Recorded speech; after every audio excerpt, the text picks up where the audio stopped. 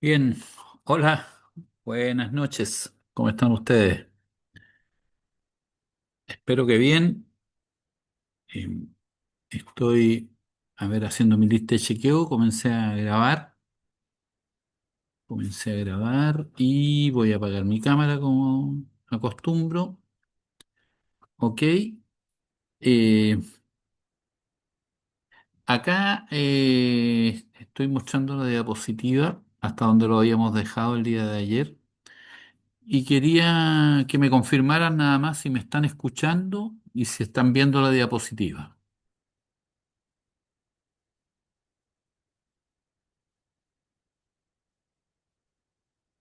Sí, profesor. Se ve la diapositiva y lo escuchamos. Perfecto. Agradecido, muchas gracias. Ok, bueno, eh, recordar que estábamos eh, iniciando un poco digamos, una primera aproximación al tema de lo que se denominan las flotas de trabajo para algún tipo de obras en particular, ¿no? Flota de trabajo, así lo habíamos denominado, ya habíamos revisado también algunas maquinarias, ¿no? Y entonces en forma individual. Y ahora un poco lo que pretendo es mostrarles ahí cómo trabajan en conjunto algunas de estas máquinas. Y habíamos partido con una, perdón, habíamos, no encuentro, voy, ah, ahí sí. Habíamos partido con una de las actividades que es bien frecuente, digo yo, en la construcción actual urbana, que son los edificios, que pueden ser edificios de distinto tipo, pueden ser edificios de oficina, edificios habitacionales, y que frecuentemente tienen subterráneos, ¿no? Para alojar los estacionamientos y las bodegas. Y para ello, entonces, es también bien frecuente que se requiera extraer una cierta cantidad, un volumen de material desde la zona donde se va a construir estas edificaciones en altura. Bueno, para ejemplificar nada más un edificio que pueda tener, digo yo, no sé, cualquier cantidad de pisos, 8 pisos, 10 pisos, y que tiene una planta en la torre de unos 600 metros cuadrados, con una planta de subterráneos de 1.400 metros cuadrados, 1.500, dependiendo de la geometría y de las disponibilidades de espacio que hay en el proyecto. Esa tipología de edificios que habitualmente tienen dos subterráneos, dos subterráneos y una torre de 10 pisos, va a arrojar alrededor entre 9.000 y 10.000 metros cúbicos de material que debe excavarse y retirarse. Entonces, hay una práctica común que es contratar los servicios de una empresa especializada de movimiento de tierra para que realice este trabajo. Habíamos dicho entonces que para realizar el trabajo de excavación y retiro, la combinación es una excavadora, ¿ya? Una excavadora con varios camiones. Y vuelvo a reiterar, una planta aproximada, ¿no es cierto?, entre 1.200 a 1.600 metros cuadrados, un poco más, un poco menos, va a requerir este servicio y en general la conformación es con una excavadora. Uno podría pensar, bueno, podríamos poner dos, ¿no? O podríamos poner tres, para poder eh, hacer un poco de análisis más profundo. Bueno, lo vamos a revisar posteriormente con algunos ejemplos, ¿no? Y con algún desarrollo o algún estudio que ustedes mismos tengan que hacer. Eh, pero lo habitual es que sea una excavadora. Ahora sí, claro, se tratara de un conjunto de edificios, hay muchas más posibilidades de frente de trabajo y seguramente allí la conformación sería otra. Estoy hablando de lo más tradicional, ¿no? De lo más tradicional. Y por lo tanto, en ese contexto es que tenemos un excavador y lo que quedaría por determinar es la cantidad de camiones que apoyen a esta excavadora en este tipo de actividades, ¿no? Y entonces, excavación masiva para edificios, excavadoras. Pueden ser una o más, como lo digo, habitualmente una. Y camiones tolvas que hay que determinar la cantidad de camiones. Habitualmente 6, entre 6 y 10 más o menos también se mueve el rango de camiones que dan servicio para poder atender. Y los camiones tolva en general, los que se utilizan en este tipo de trabajo son de una capacidad en volumen, ¿no? En volumen suelto de 20 metros cúbicos. Vamos a comentar los distintos estados del suelo, ¿no? Que puede ser en estado suelto, que puede ser en estado medido en banco. Bueno, lo vamos a comentar más en detalle, pero lo cierto es que esta es la configuración, ¿no? Para hacer, bueno, está dicho que al ser al alojar dos subterráneos en una edificación en altura, la altura de excavación aproximadamente deberían andar del orden de 7 metros, ¿no? Entre 7 y 8 metros dependiendo del proyecto. Y entonces allí la excavadora hidráulica es la indicada, ¿no? Decíamos que para excavación en profundidad, una excavadora hidráulica. Para excavaciones superficiales, los bulldozers, ¿no? Ok, bueno, eso. Otra cosa, a propósito del estado del suelo. En general, cuando uno contrata eh, eh, una remoción o una excavación y luego retiro de una determinada cantidad, un volumen de tierra que se llama excavación masiva, el, es muy adecuado contratarlo medido en banco, ¿ya? Medido en banco es medido ahí en el estado consolidado, porque en el otro estado que uno podría medir lo que es el estado suelto, o sea, una vez excavado, se hace muy complejo el poder acordar, ¿no es cierto?, cuáles son los volúmenes.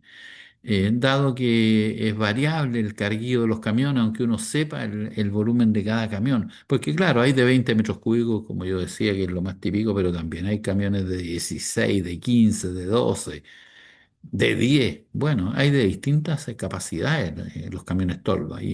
Y entonces, bueno, uno podría identificar los camiones y medirlos según el carguío, pero también hay que asegurarse que el camión vaya lleno, que esté a ras, etcétera. Tiene dificultades medirlo, a pesar de que uno igual cuenta los camiones, ¿no? Digo, si uno es el que contrata y tiene un control sobre la cantidad de camiones que salen. Pero lo adecuado es contratar medido en banco.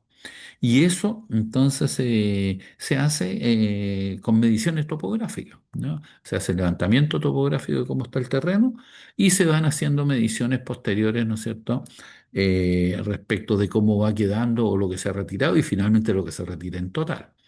Esto entonces uno lo hace en términos prácticos, teniendo un topógrafo, ¿no es cierto?, de la constructora y a su vez la empresa de movimiento de tierra también tiene su propio topógrafo y uno hace que se pongan de acuerdo entre ellos y finalmente justifiquen los volúmenes en términos técnicos y entregan los informes, etcétera. Por supuesto, requiere que uno tenga su topógrafo de cabecera, cosa que no solo es útil para esta actividad, ¿no es cierto?, sino que para varias otras cuando se inician las faenas, como es el replanteo, el trazado general y, y revisar, ¿no es cierto?, lo que hacen los trazadores. Es en el fondo, dos recomendaciones, ¿no? Para contratos de movimiento de tierra, entonces, en excavaciones urbanas, medición en banco. Y segundo, tener siempre ahí un geomensor o un topógrafo, ¿no?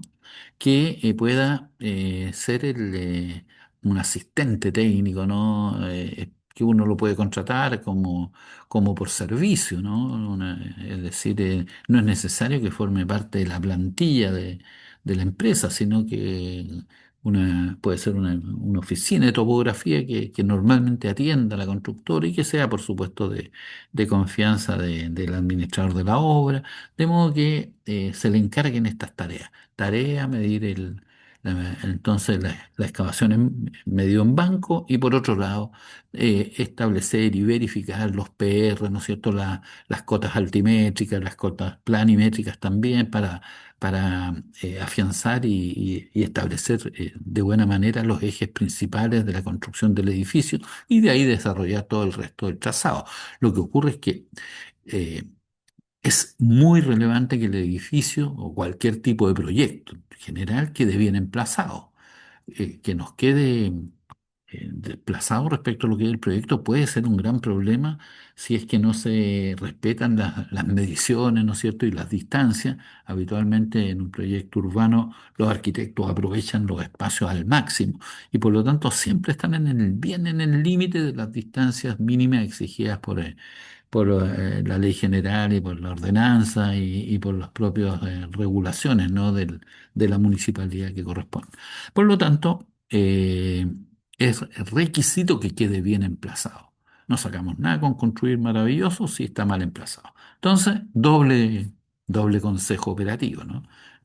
Contar con Geomensor para esas tareas y que en el desarrollo del proyecto también vaya chequeando la verticalidad, etcétera, bueno, varios temas que se van dando dentro del desarrollo de los proyectos. Y que con dos, tres, cuatro servicios que nos dan durante el proyecto, puede ser lo necesario. Me adelante, ya, ahora sí. Ok, bueno, esta es la primera, ¿no? Recordar entonces para este tipo de obras. En otros proyectos es requisito, aquí se me repitió la misma, pero en este caso debería haber mostrado un bulldozer, pero bueno, hay que cambiarlos. Eh, Cuando hay movimientos de tierra con excavación superficial, como puede ser la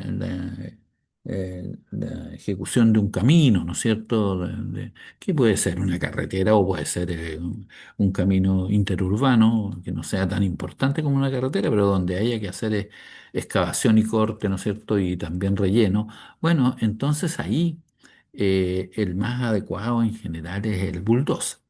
Y por lo tanto, se hace una combinación entre los bulldozers, ¿no es cierto? Que puede ser sobre oruga o neumático, dependiendo, en general también sobre orugas, ¿no? Es bien habitual. Y luego cargadores frontales, ¿no es cierto? O excavadoras para el carguío. Normalmente hay cargadores frontales, que son más eficientes cuando es solo carguío. Y finalmente, camiones tolva también, ¿no? Para el traslado del material, etcétera. Entonces, movimientos de tierra con excavación superficial, esta podría ser una de las configuraciones. Es cierto, lo dije cuando hablamos de las traillas o los mototraillas, ¿no es cierto? Que si el proyecto lo permite, y también los suelos, el tipo de suelo, se puede usar traillas para reemplazar a los bulldozers y a los cargadores, ¿no es cierto? Y a los camiones. O sea, con la trailla hacemos la pega de estas tres máquinas. Pero se tienen que dar las condiciones, ¿no? Se tendrían que tener esas condiciones especiales. Preparación de terrenos, es decir, las estructuras necesarias para alojar calles, carreteras o pistas de aeropuerto. Bueno, aquí la lista empieza a crecer. Naturalmente aparecen de todas maneras los bulldozers, aparecen cargadores frontales o excavadoras, retroexcavadoras, camiones tolvas, ya los denominados volquetes también, traillas, motoniveladoras, aljibes, camiones aljibes, ¿no? Uno reduce finalmente el nombre a aljibes, rodillos compactadores. Es decir, esta es una lista de maquinarias que puede perfectamente determinar que estamos trabajando, ¿no es cierto?, en un tipo ya de preparación completa de un trabajo de preparación de base, subbase para alojar pavimentos de carreteras, como digo acá, ¿no es cierto?, calles o aeropuertos, ¿no? También para una planta industrial podría ser una plataforma que requiera esa conformación. Ok, bueno, esas son como respecto a los movimientos de tierra, los trabajos como más típicos, ¿no? Típicos de excavación en profundidad o excavación y preparación de bases y de terraplenes para alojar algún tipo de estructura cuando se trabaja más bien en términos lineales que de profundidad. Y bueno, ya hemos comentado algunas de estas maquinarias y ahora las vamos a ver un poquito más en detalle. Aquí tenemos la excavadora, ¿no? La excavadora que ya decíamos. Es una superestructura conformada por una cabina, conformada por el motor, que gira sobre un tren de avance. El tren de avance puede ser orugas o cadenas, ¿no es cierto?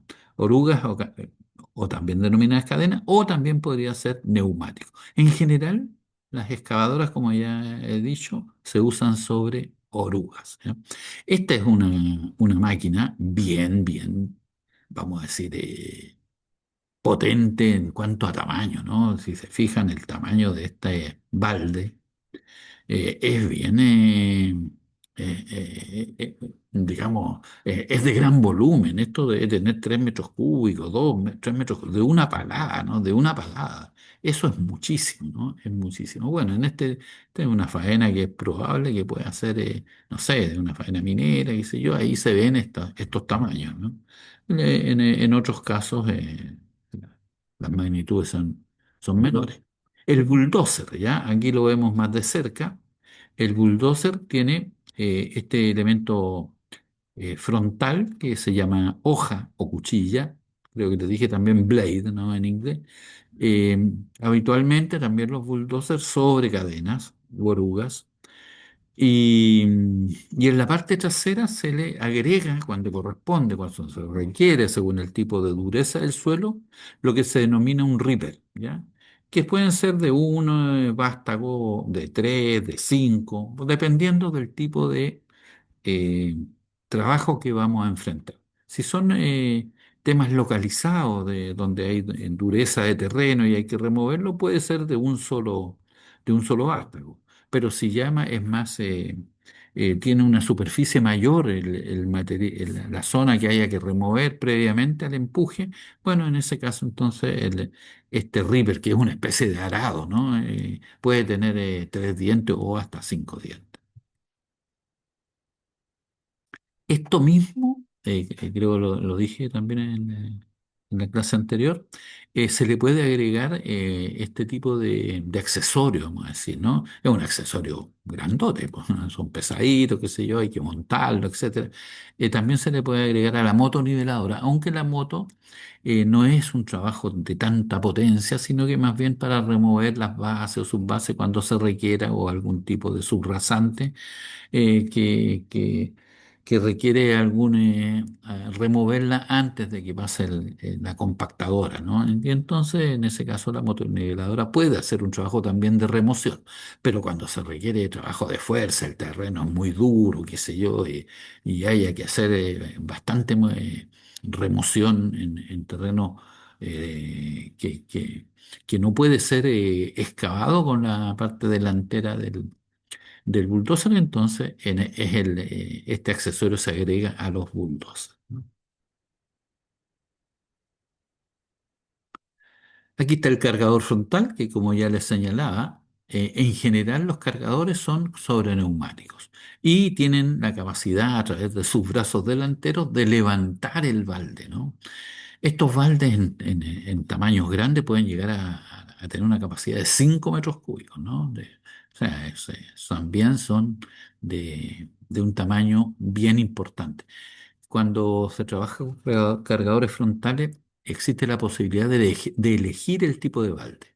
Estos baldes pueden ser para terrenos blandos, para, para cargar material relativamente liviano o pueden ser también elegidos para si hay que trabajar con roca. Bueno, y en ese caso entonces serán unos baldes un tanto distintos, con más refuerzo, etcétera, ¿no? Acá está la motoniveladora que ya la habíamos comentado, ¿no es cierto? Que está aparentemente haciendo una preparación más bien de un terreno, de un camino rural, ¿no? Y en donde probablemente por el tipo de trabajo, ¿no es cierto? Y lo que se ve acá en los costados no está haciendo lo que es el perfilado para un pavimento, sino que más bien está dejando el camino en condiciones de que sea transitable, ¿no? De tierra.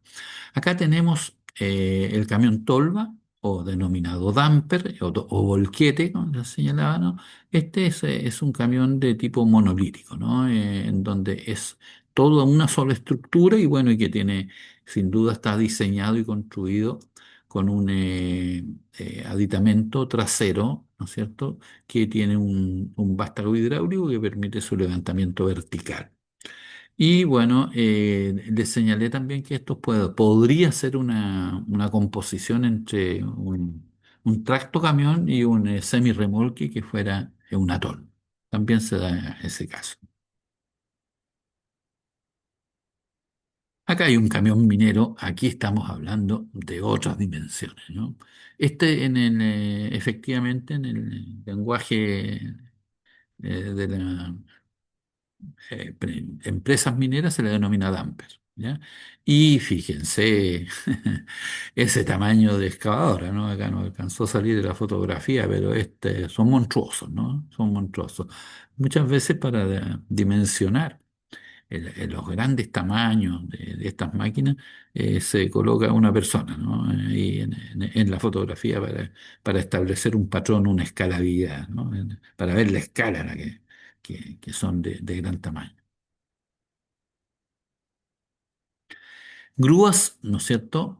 Como las grúas torre o grúas pluma, aparecen en el horizonte de la construcción, cosas que sí, como les dije, las vamos a abordar, y también las grúas móviles, ¿ya? No, un pequeño vistazo a las grúas móviles, pero que es necesario de conocer en cuanto a la maquinaria pesada, ¿no?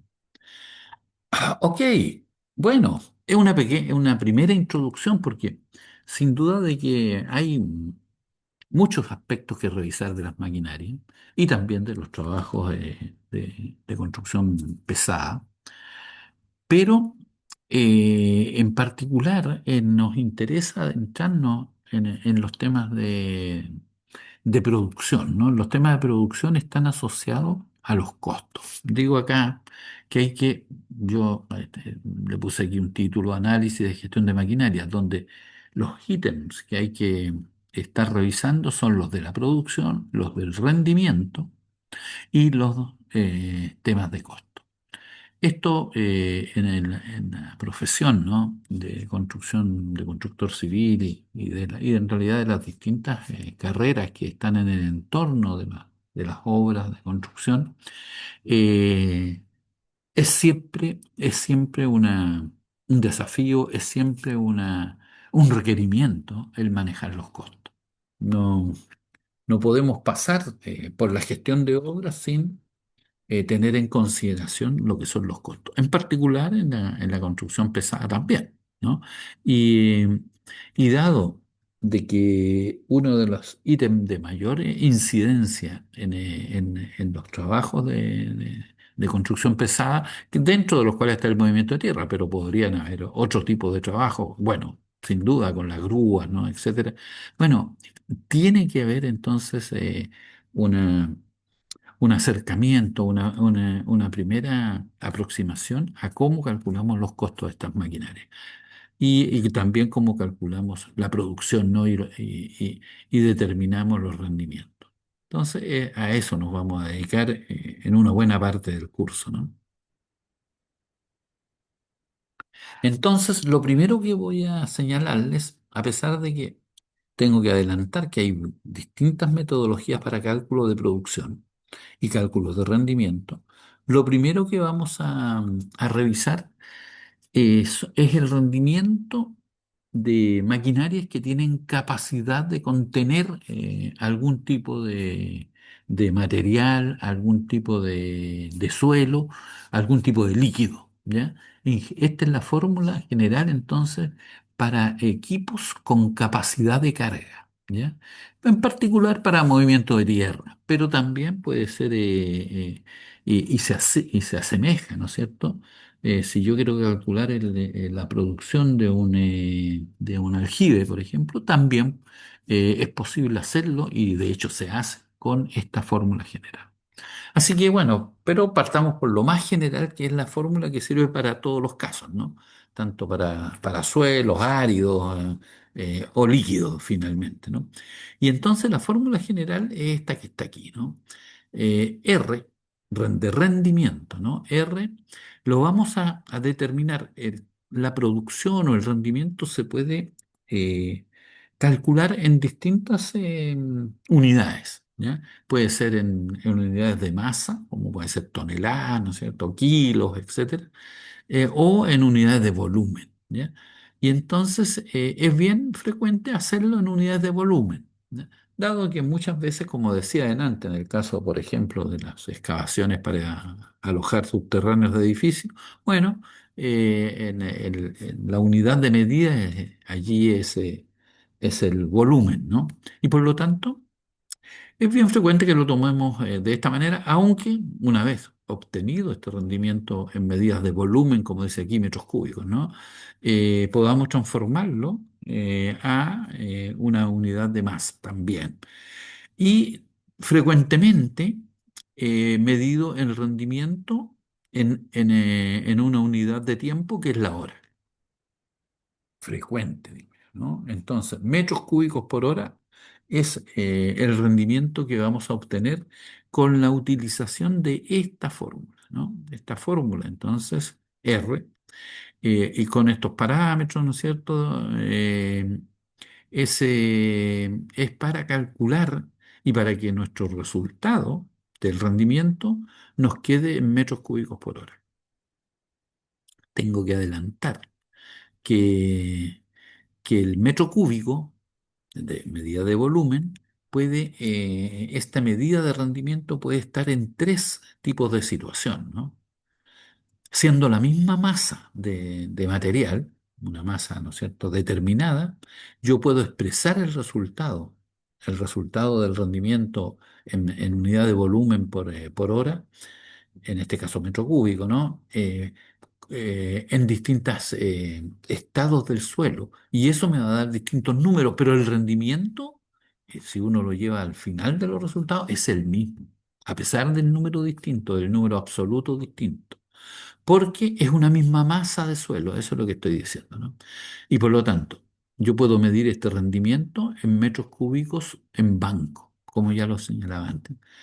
También puedo medir los metros cúbicos sueltos. Sí, lo puedo hacer, ¿no? Puedo hacer, establecer parámetros, hacer hipótesis, etcétera, y medirlo en estado suelto.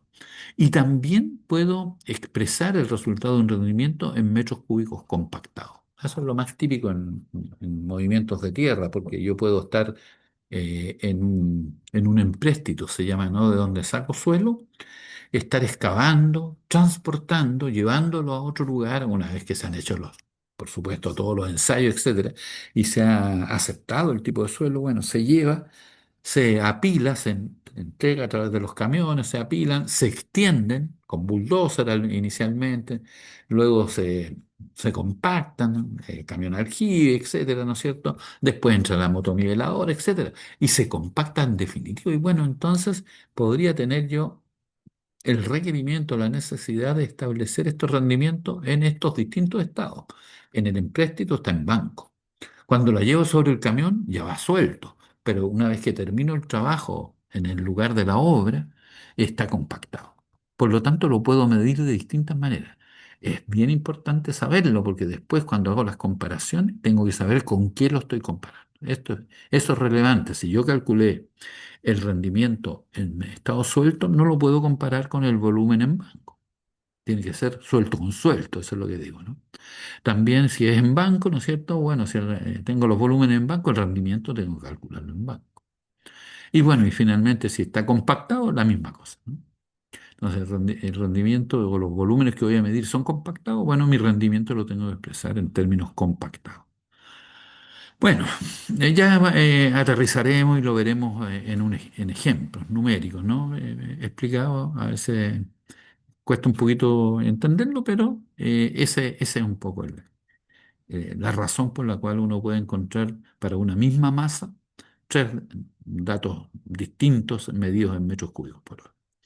Bueno, dentro de esta expresión, entonces, que R es igual a C por E, por K, por 60 y todo eso dividido por T por F, estos parámetros que aparecen aquí son los siguientes. C es la capacidad del cucharón o del contenedor, ¿ya?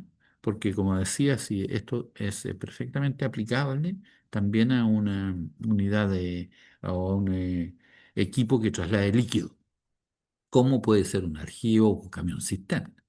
Entonces, el C es la capacidad del contenedor. Yo le puse acá del cucharón porque en general la aplicación más usada también es para equipos que trasladan material, como pueden ser los camiones tolva, como pueden ser las excavadoras hidráulicas, como pueden ser los cargadores frontales, incluso los bulldozers, que para los bulldozers hay algunos otros métodos, pero también este puede ser perfectamente aplicado. Bueno, entonces tengo C, capacidad del cucharón. Esta es la capacidad nominal que aparece en el catálogo. Por eso que es importante el tema del catálogo. A todo esto le estaba subiendo, no alcanzaba a completar, porque tengo dos en el LOA, por lo menos en el SAI, hay, por alguna razón, por la malla antigua, la malla nueva, entonces tengo dos cursos, entre comillas, son virtuales, no nada más los dos cursos, es un solo curso, pero tengo que alojar la información en ambos lados. Bueno, he estado ahí alojándola, en una voy un poquito más atrasado, pero ya voy a completar. La primera, digamos, tirada de catálogo es de excavadora y luego le voy a subir catálogos de bulldozer y luego le voy a subir catálogos de cargadores frontales. Alrededor de 5, 4 por ahí en cada tipo de máquina, ¿no? Pero ya empecé porque hay que empezar a conocer el catálogo. Recomendación, baje los catálogos y péguenle una miradita ahí cuando tengan un par de minutos, por lo menos para saber cómo están conformados, la información que traen. Una de estas informaciones es la capacidad del cucharón, ¿ya? En metros cúbicos.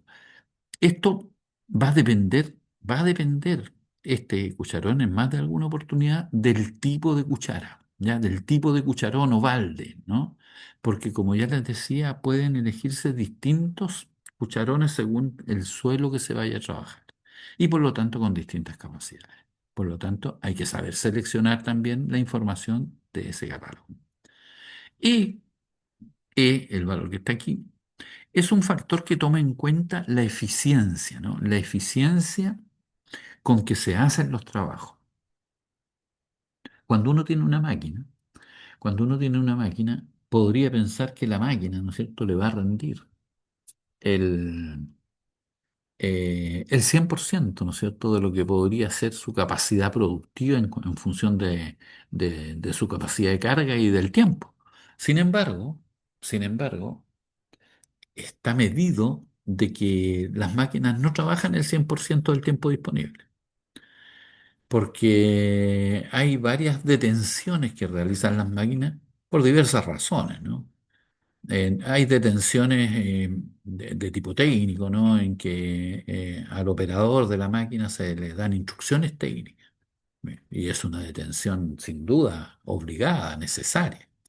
Hay detenciones por, eh, por razones, digamos, operativas, lo vamos a decir así, ¿no? Operativas en el sentido de que puede ser de que ya se hayan dado las instrucciones de técnicas, pero hay otras instrucciones que son de tipo de prevención de riesgo.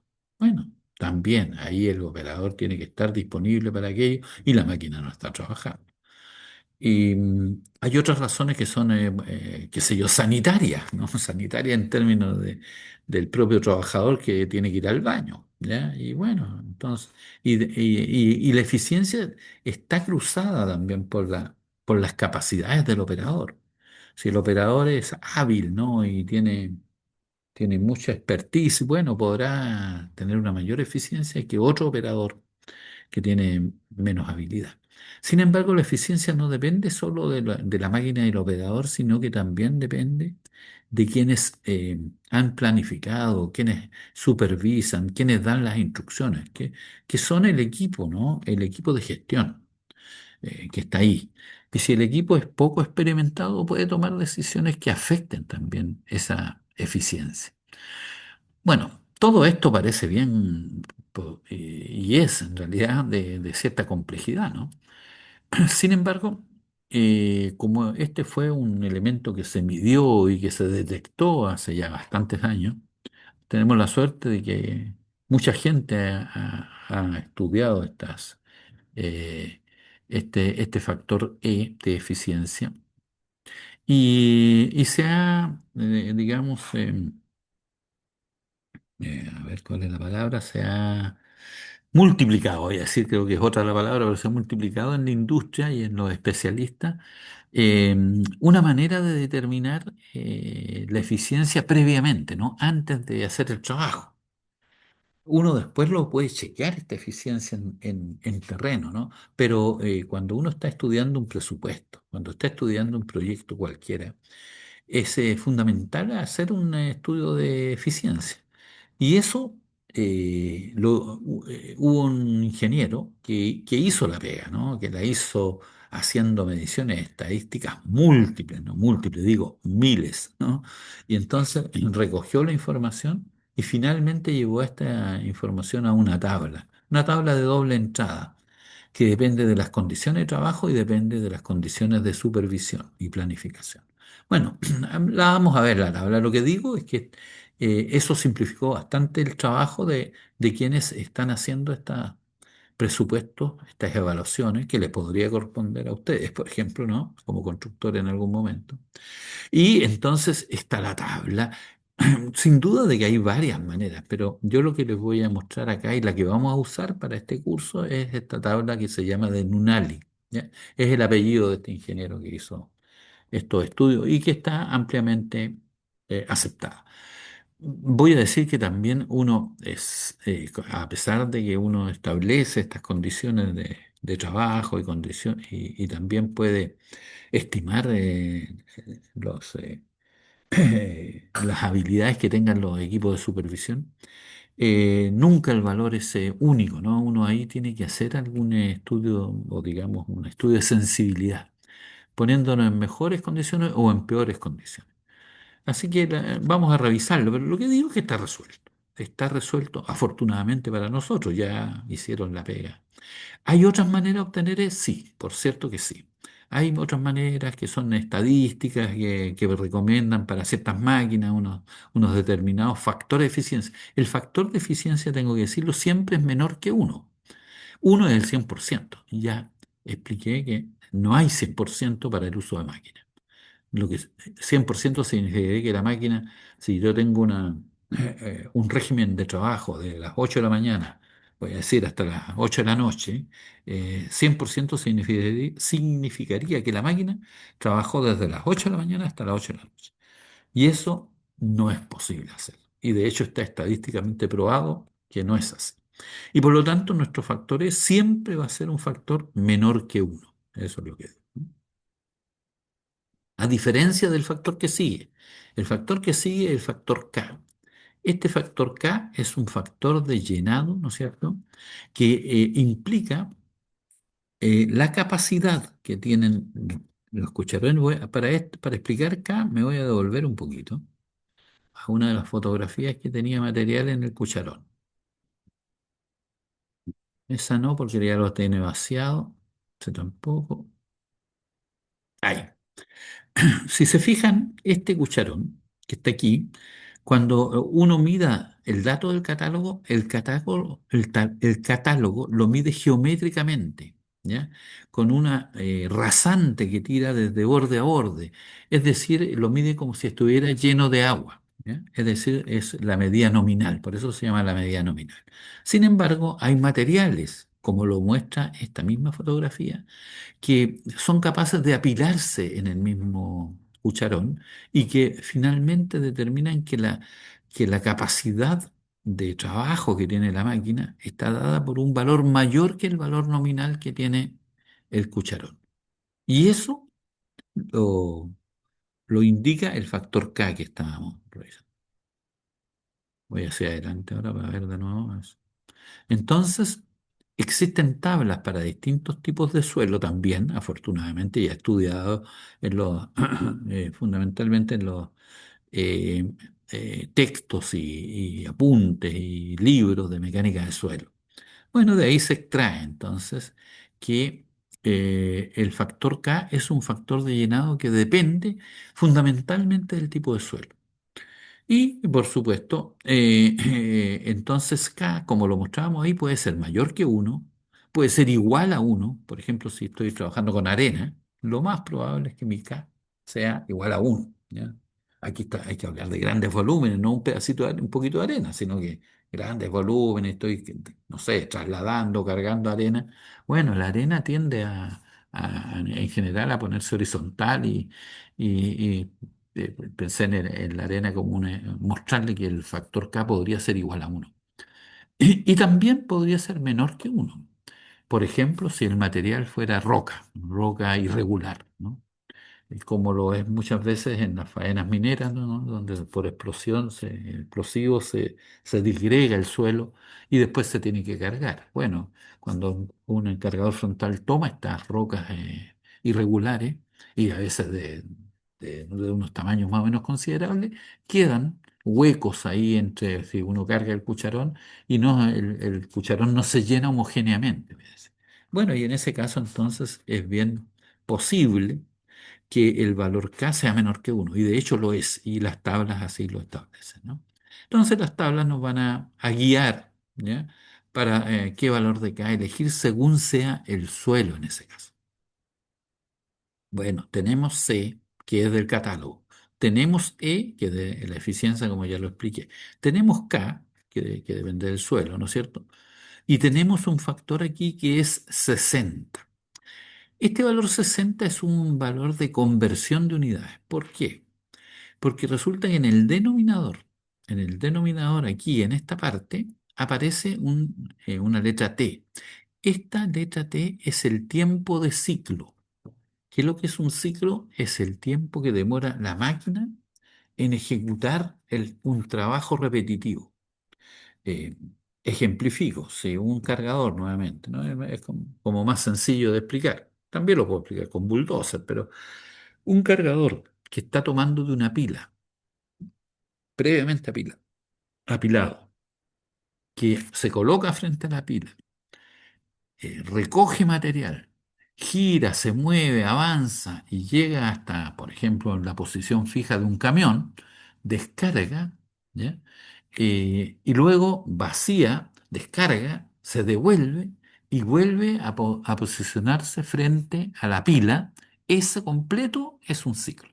¿Mm? Eso es un ciclo. Lo vamos a mostrar después en algún esquema, pero por ahora entonces entender de que el ciclo de trabajo es relevante en este tipo de análisis y por supuesto el tiempo en que se hace ese trabajo para ese ciclo. Entonces, T, me adelanté, me adelanté en el sentido que estoy explicándote que es el tiempo de ciclo en minutos. ¿Por qué? Porque resulta que es frecuente también que estos valores de T sean pequeños. ¿Ya? Es decir, en un ciclo no demora 4 horas, ¿no? Ni demora 2 días, demora minutos. Eso es lo habitual el que se puede escapar un poco a este afirmación es el camión, quizás, ¿no? Pero los demás equipos trabajan en unas zonas bien acotadas y por lo tanto es bastante habitual que sean poquitos minutos, a veces fracciones, ¿no? De minutos, así de rápido, en el caso de la excavadora, por ejemplo, ¿no? Y entonces eh, resultó como mucho más práctico ingresar el dato de T en minutos acá. Porque si no había que hacerlo en fracción de horas, si yo no hubiera puesto o sea, si yo lo pongo en horas aquí, no necesito el 60. Pero como son minutitos, ¿ya? Entonces, empezar a trabajar con decimal y todo lo demás, es solo por una cosa de comodidad finalmente de los analistas, ¿no? Quienes desarrollaron esta fórmula de rendimiento.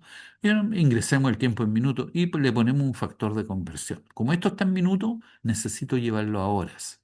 Y este 60 entonces está expresado en minutos por hora. Para transformar entonces mi denominador este t que está en minutos en horas, ¿ya? Y entonces al ser 60 minutos por hora, ¿no es cierto? Nos va a dejar que si esto lo ingresé en minutos, se van a cancelar los minutos y me va a quedar hora en el denominador. Pero vamos a también ejemplificar con algún ejercicio, pero esa es la razón por la cual aparece 60 aquí. Por esta unidad, metros cúbicos por hora.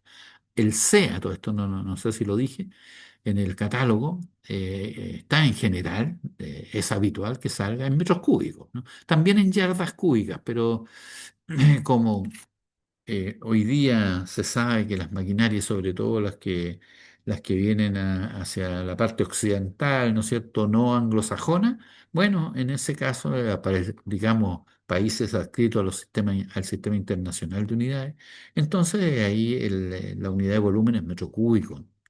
Y por lo tanto, los catálogos traen el dato en ambas unidades, ¿no? Eso es lo más habitual. Podría ser que algún equipo un poquito antiguo, ¿no? O bastante antiguo, pueda traerlo solo en yardas cúbicas. Bueno, ahí habría que hacer la transformación. Pero lo más habitual es que salga en las dos unidades. Dicho eso, entonces el Z está en metros cúbicos. Por lo tanto, E es adimensional, K también.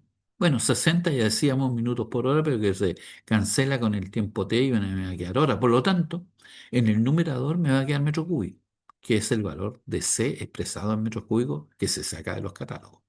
Y entonces tenemos que el valor T lo vamos a ingresar en minutos. Bueno, nos adelantamos, pero ahí está T y está asociado al valor 60. Y finalmente falta el valor F. Ah, este F está malo, aquí no es con mayúscula, es con minúscula porque es la expresión habitual que aparece en todos los textos en relación a que F es un factor de conversión. Voy a explicar de inmediato un factor de conversión que se llama factor de esponjamiento o compresibilidad. Lo voy a grabar. Si tienen el apunte, modifíquenlo en F minúscula, ¿no? Esto es nada más para que seguir con la nomenclatura habitual que sale en los textos. Ok, entonces voy a irme para arriba para entender mejor. Este factor F tiene la siguiente relevancia. Ocurre que si yo tengo el valor C nominal, es como, voy a decirlo así, si todavía no me fijo en F, es como si la máquina me va a llevar, es como si llevara agua, ¿ya? O llevara arena, ¿no? O sea, va en su capacidad nominal. Ya sabemos que no es exactamente así, ¿no es cierto? Y que los suelos, además, o sea, que el rendimiento lo puedo medir con el suelo en estado suelto, o en el estado en banco, o en el estado compactado. Y entonces, si yo no hago ninguna conversión y saco el cálculo así nomás, y por ejemplo, hago desaparecer F, estoy trabajando en estado suelto porque trabajo con la capacidad nominal. Es como si llenara a ras el cucharón. Sé que después lo estoy aquí corrigiendo, pero en este minuto, si yo ingreso C con la capacidad nominal y hago el cálculo, ¿no es cierto?, del rendimiento, ya tengo todos los valores, hasta aquí, incluso el valor de T que lo hemos medido, ¿no? O se ha estimado, se ha hecho los análisis. Vamos a ver después que este es el gran tema, ¿no? El valor de T. Pero por ahora, decir lo tengo. Y entonces, si el material estuviera suelto y este cucharón fuera a ras, bueno, F es igual a 1. ¿Ya? F es igual a 1 entonces para el estado suelto del material. Si yo calculo rendimiento en estado suelto, entonces F debería ser igual a 1. Pero es bien habitual, como también señalé, ¿no es cierto?, de que yo quiera el rendimiento en otro estado, por ejemplo, en banco. Y entonces, en los materiales y los suelos, en general, tienen valores de F conocidos para su esponjamiento. El esponjamiento eh, que es la capacidad que tiene el suelo de aumentar su volumen cuando se disgrega. Esa, a esa acción, vamos a decir, física, se le denomina esponjamiento. Y hay suelos que son más esponjosos, vamos a decir, que tienen mayor esponjamiento y otros que tienen menos. Bueno, esos valores están también bastante estudiados. Y si no están estudiados, es posible determinarlos con ensayos de laboratorio. Porque se toma el material, ¿no es cierto? Se toma, se lleva al laboratorio y se le calculan no con volúmenes, como uno pudiera pensar, a pesar de que la definición de esponjamiento, ¿no es cierto? Es para el volumen suelto dividido por el volumen en banco. Eso es lo que dice eso es lo que dice la literatura, ¿no? Sin embargo, el volumen se puede relacionar con la masa y la densidad. Y entonces lo que hace el laboratorista es determinar densidades. Y una vez determinadas las densidades, se puede calcular el esponjamiento. Cosas que vamos a revisar, pero tengo que contarles toda la historia para que se entienda, ¿no? Que F es un valor o lo sacamos o lo obtenemos de estudios previos de ese tipo de suelo, o si queremos un valor más exacto, ¿no es cierto? Hacemos análisis en laboratorio del mismo suelo. Bueno, hecho eso, entonces vamos a tener la densidad del suelo en banco y la densidad suelta, porque hice los ensayos de laboratorio, vuelvo a insistir en eso. Y con eso puedo calcular F. Por lo tanto, si yo estoy calculando un esponjamiento, este esponjamiento es mayor que uno. Es decir, para transformar, para transformar mi expresión R que inicialmente podía ser suelta, ¿no es cierto? Sin considerar el factor F, cuando yo considero el factor de esponjamiento aquí en el denominador, entonces estoy hablando de que el rendimiento que voy a entregar está medido en banco, ¿ya? Al poner el factor de esponjamiento típico que se conoce en todos lados, ¿no?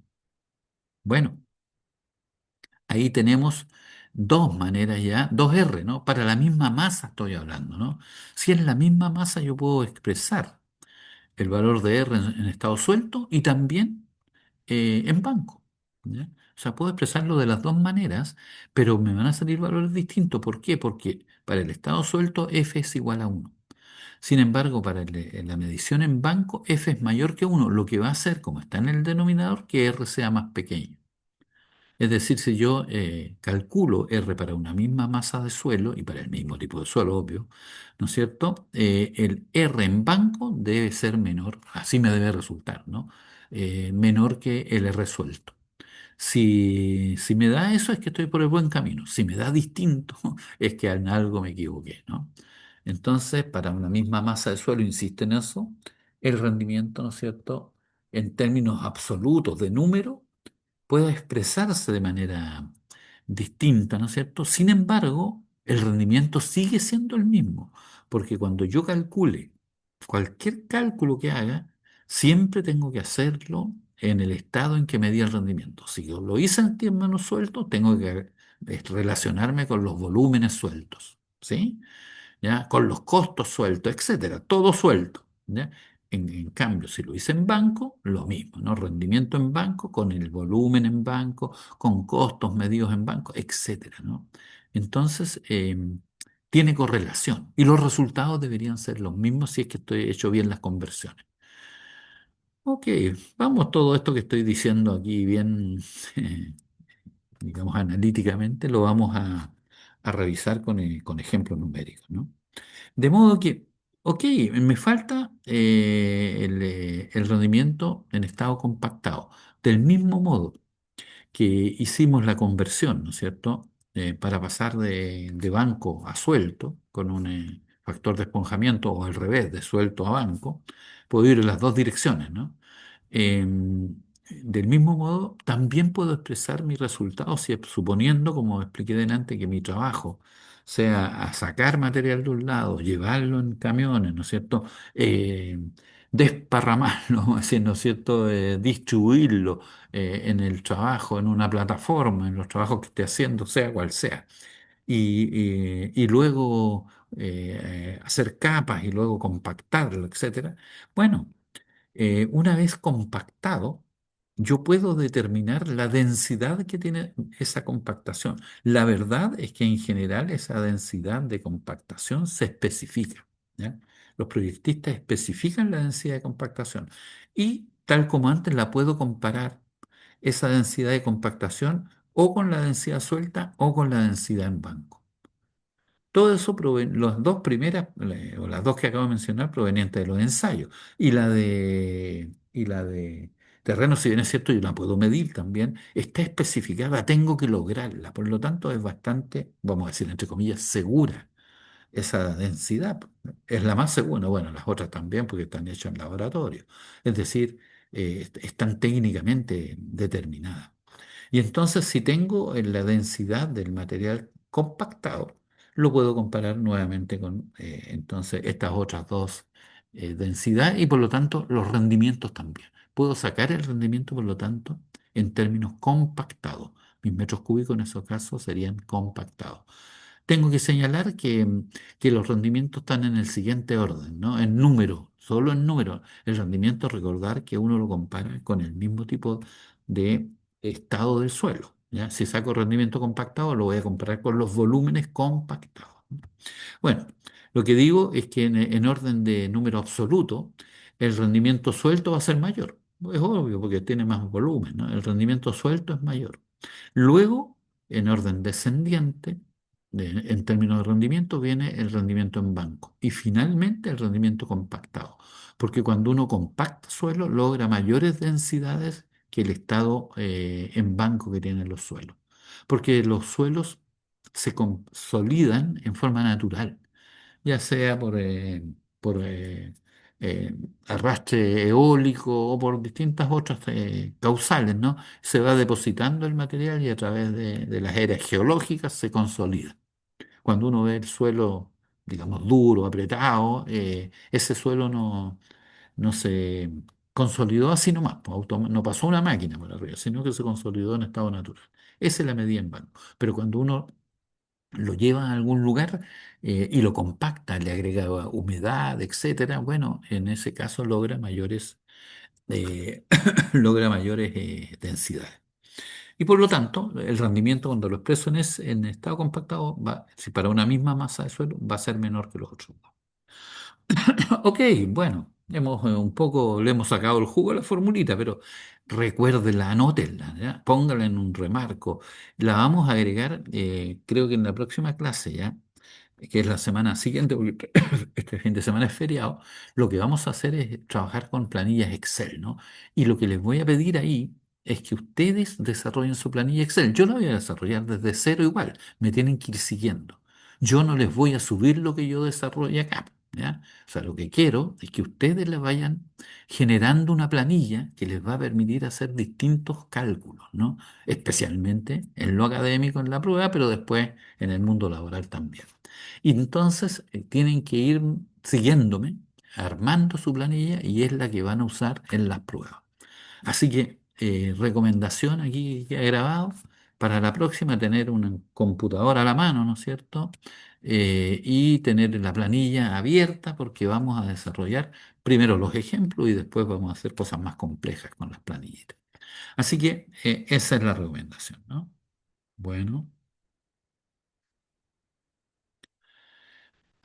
Fórmula general, bueno, la misma que ya habíamos hablado con todas las explicaciones. Dijimos que R con el suelo en estado suelto es uno. Para expresar R en estado en banco, ¿no es cierto? No, en estado natural, como se llama, el F de B es mayor que uno. Y para expresarlo en estado compactado, como ya lo dije, el F que me aparezca va a ser mayor que el F en banco y naturalmente mayor que uno. Y luego los rendimientos van a ser inversos, ¿no? Van a ser inversos. De manera de que si yo pongo los rendimientos, no los use. Mira, lo voy a poner. Eso es bastante bueno también desde el punto de vista de chequearse. Cuando estén haciendo algún tipo de desarrollo de ejercicio, chequeen esto. R, R Lo vamos a poner ahí. RC, o sea, el rendimiento compactado va a ser menor. ¿Dónde está el menor aquí? Me he perdido aquí. RC va a ser menor que RB y RB, ah, ya, sabía por qué se me perdió. Ahí sí. Menor que RS, menor que RS, eso. Ahí está. Entonces, eso tengo que agregarle sí. Para una misma masa de suelo. Vamos a demostrar esto que hemos dicho por acá, ¿no? Que podemos calcular estos factores en función de las densidades. Para una misma masa de suelo. Eso es relevante, ¿no? Es súper importante. Ok, bueno, ahí se lo agréguenlo ustedes, ¿no? En el apunte, tomen nota, ¿no?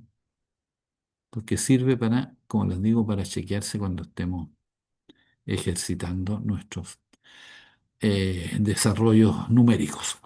Bueno, ok, lo vamos a dejar hasta aquí por esta noche y les deseo que tengan buena semana y también que nos veamos o nos escuchemos el siguiente sábado, el subsiguiente, ¿no? Que estén muy bien, ¿no? Y buenas noches. Buenas noches, gracias. Chao, Buenas chao, de nada. noches. Chao, chao, buenas noches.